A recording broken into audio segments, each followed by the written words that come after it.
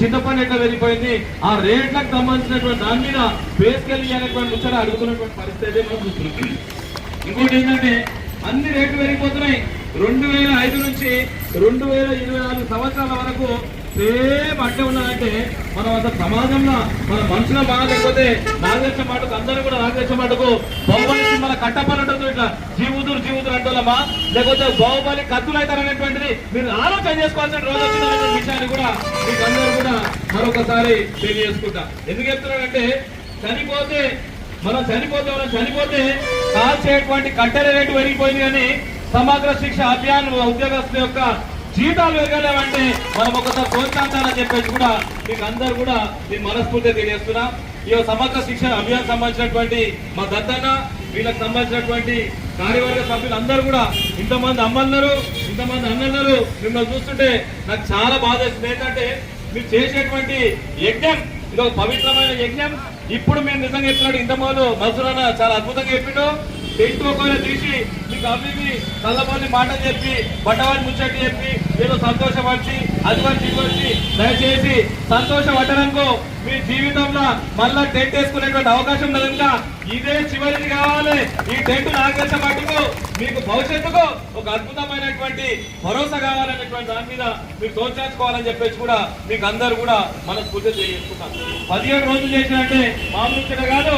ఎందుకంటే చాలా మంది అంటారు అది వస్తుందో రాదు, ఉన్నదే సరిపోతుంది అనేటువంటి దాని మీద చూరువైతుంటారు. పక్కపొంటి ఇంకేం చేస్తారు, ప్రభుత్వం ఎటుకెళ్ళిస్తుంది, వాళ్ళు ఎటుకెళ్ళిస్తారు, ఇంత కుటుంబం మీద అవుతుంది, ఈఎంఐ టైం వస్తుంది, ఆ టైం వస్తుంది, ఈ టైం వస్తుంది అనేటువంటి ముచ్చట చెప్పగానే మెల్లగా మనం ఏం చేస్తున్నామంటే డిప్రెషన్లకు వచ్చేసి ఇక మనం చేసేది కాదేమో అనేటువంటి దాని మీద ఆలోచన చేస్తాం. కానీ ఒకటి చెప్తున్నా ఏంటంటే నేను కూడా గతంలో పాల్గొన్న కొన్ని సందర్భాల్లో పాల్గొని ఏంటంటే మన టీచర్స్ ఉంటారు చూడు, టీచర్లకు సంబంధించినటువంటి జూనియర్ లెక్చర్లకు సంబంధించినటువంటి దాని మీద హైదరాబాద్ లో పాల్గొన్నా, సంగారెడ్డిలో పాల్గొన్నా, వాళ్ళు కూడా ఇట్లా చేసిండ్రు. కానీ ఎంత పోరాటం చేసిండ్రంటే నిజంగా చెప్తున్నా కదా, శ్వాస ఉన్నంత వరకు పోరాటం చేసిండ్రు.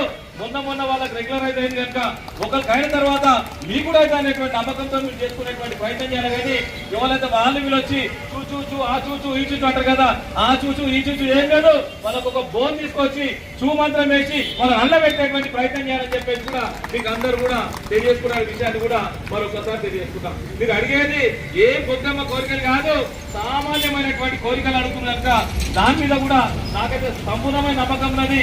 ఇప్పుడు ఉన్నటువంటి ఒక ముఖ్యమంత్రి గారు ప్రతి ఒక్క దాని మీద కూడా అబ్జర్వేషన్ చేస్తున్నారు. అనుకుంటారు 17 రోజులు చేసిన ఇప్పుడు కూడా పట్టించుకుంటారే అంటే మన యొక్క పరిధి, మన యొక్క ఆక్రందన, మన యొక్క కష్టాలు వాళ్ళకు ప్రభుత్వ స్థాయి దాకా ఇంకా పోలేదని నేను అనుకుంటున్నాను.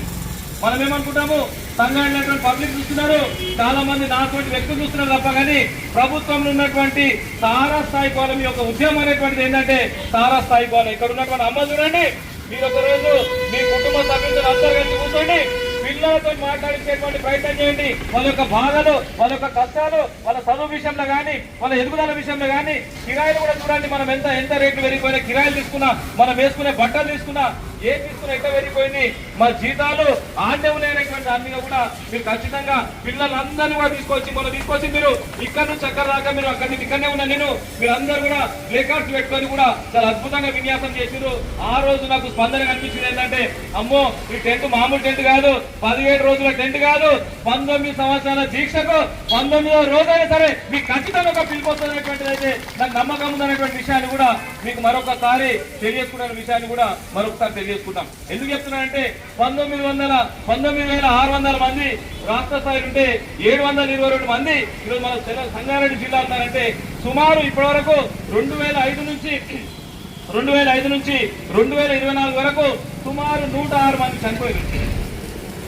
106 మంది చనిపోయినట్టు నిజంగా చెప్తున్నా కదా, 169 అన్న చెప్తున్నా 169 మంది చనిపోయినంటే మనం ఒకసారి సోచాలి. ఎందుకంటే చనిపోయినటువంటి వ్యక్తులకు కనీసం దాన సంస్కారం చేసేటువంటి డబ్బులు కూడా ఇవ్వలేదంటే మనం ఒకసారి సోచాలి ఏందా అనేటువంటి దాని మీద కూడా మనం ఆలోచన చేసుకోవాలి. ఆ కుటుంబ సభ్యులకు కూడా 169 మంది చనిపోతే అలా కుటుంబ సభ్యులకు కూడా కనీసం కూడా వాళ్ళకి నౌకరీ తీసుకోలేనటువంటి పరిస్థితి అనేటువంటి విషయాన్ని కూడా మీకు అందరూ తెలియజేసుకుంటాం. మీరందరూ కూడా నాకు తెలిసిన మటుకు సమాజం ఉన్న స్థితి నుంచి ఉండవలసిన స్థితికి తీసుకోవటువంటి శక్తివంతులు మా సమగ్ర శిక్ష అభియాన్ సంబంధించినటువంటి ఉద్యోగస్తుల విషయాన్ని కూడా మరొకసారి మీకు తెలియజేసుకుంటాం. అటువంటి ఉన్నతమైనటువంటి స్థాయి నుండి ఈరోజు మనం ఏం చేస్తున్నామంటే అడుక్కోవాల్సినటువంటి పరిస్థితి వస్తుందంటే ఒక్కడు కూడా మీరు అడగలేరు అనుకో ఇట్లే పోతున్నది. ఇదేమనంటే దీని ఒక ప్రాజెక్ట్ కింద చేసాం అంటే ఆ ప్రాజెక్ట్ కింద వేయాలంటే నిజంగా చెప్తున్నా, ప్రాజెక్ట్ అంటే ఎట్లుండాలంటే కడుపు నిండే ప్రాజెక్ట్ ఉండాలి. ప్రాజెక్ట్ అంటే పిల్లల చదువులకు మంచిగా ఉండాలి. ప్రాజెక్ట్ అంటే కుటుంబానికి మంచిగా ఉండాలి.